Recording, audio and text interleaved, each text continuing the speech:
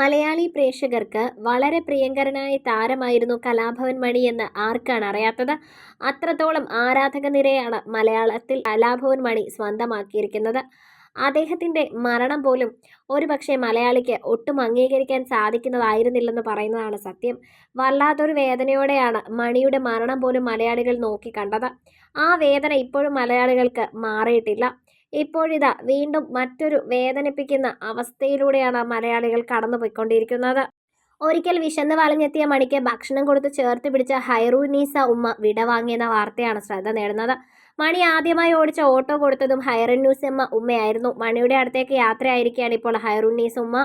ആരോരുമില്ലാത്ത പലർക്കും തണലായി മാറിയ വ്യക്തിയാണ് കലാഭവൻ മണി. തനിക്കൊന്നുമില്ലാതിരുന്ന കാലത്ത് പോലും തന്നെ ചേർത്ത് പിടിച്ചവർക്ക് പിന്നീട് ആദരം അറിയിച്ചിട്ടുള്ള വ്യക്തിയായിരുന്നു മണി. അതായിരുന്നു അദ്ദേഹത്തിന്റെ ജീവകാരുണ്യ പ്രവർത്തനങ്ങൾ. പലർക്കും അത് തണലായി മാറിയിട്ടുമുണ്ട്. മണിക്കും കുടുംബത്തിനും ഒരു കാലത്ത് താങ്ങായിരുന്നത് ഹൈറൂനീസ ഉമ്മയായിരുന്നു. ആ ഉമ്മ ഇന്ന് തൻ്റെ വളർത്തുമകൻ്റെ അടുക്കലേക്ക് യാത്രയായിരിക്കുകയാണ്.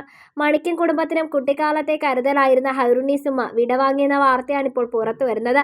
കലാഭവൻ മണിയുടെ സഹോദരനും നർത്തകനുമായ RLV രാമകൃഷ്ണൻ ഉമ്മയെക്കുറിച്ച് എഴുതിയ വാക്കുകളാണ് ഇപ്പോൾ ഉള്ളു തൊട്ടുകൊണ്ടിരിക്കുന്നത്. തങ്ങൾക്ക് വയറു നിറയെ ഭക്ഷണം തന്ന് ചേർത്ത് പിടിച്ച സ്നേഹനിധിയായ ഉമ്മയെന്നായിരുന്നു രാമകൃഷ്ണൻ പറയുന്നത്.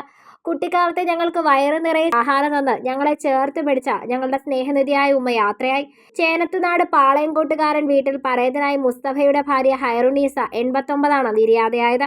7 മക്കളുള്ള ഉമ്മയ്ക്ക് ഞങ്ങളും മക്കളെ പോലെയായിരുന്നു. കുട്ടിക്കാലത്ത് ഉമ്മയെ ചുറ്റിപ്പറ്റിയായിരുന്നു ഞങ്ങളുടെ ജീവിതം. ഉമ്മയുടെ കൂടെ ചാലക്കുടി മാർക്കറ്റിലേക്ക് പോവുക, റേഷൻ കടയിലേക്ക് പോവുക, എല്ലാത്തിനും സഹായിയായി എപ്പോഴും ഞങ്ങളുടെ കുടുംബം ഉണ്ടാകും. അങ്ങനെയാണ് രാമകൃഷ്ണൻ എഴുതിയത്. ഉമ്മയുടെ മകനായ അലിച്ചേട്ടൻ വാങ്ങിയ മുസ്തഫ സൺസ് എന്ന ലബാർട്ട ഓട്ടോറിക്ഷയാണ് മണിച്ചേട്ടൻ ആദ്യമായി ഓടിച്ചുകൊണ്ടിരുന്നതും. എവിടെ പോയാലും ഉമ്മയുടെ അടുത്ത് വിവരങ്ങൾ പറഞ്ഞിട്ടേ പോകാറുമുള്ളൂ.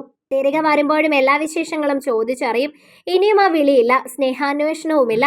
ഇതോടെ ഞങ്ങളുടെ ഒരു കാലഘട്ടത്തിന്റെ കാരണവന്മാരുടെ കണ്ണികൾ ഇല്ലാതെയായി എന്നാണ് അദ്ദേഹം പറയുന്നത്. ഈ വാക്കുകൾ വളരെ വേഗം തന്നെ ശ്രദ്ധ നേടുകയായിരുന്നു ചെയ്തത്.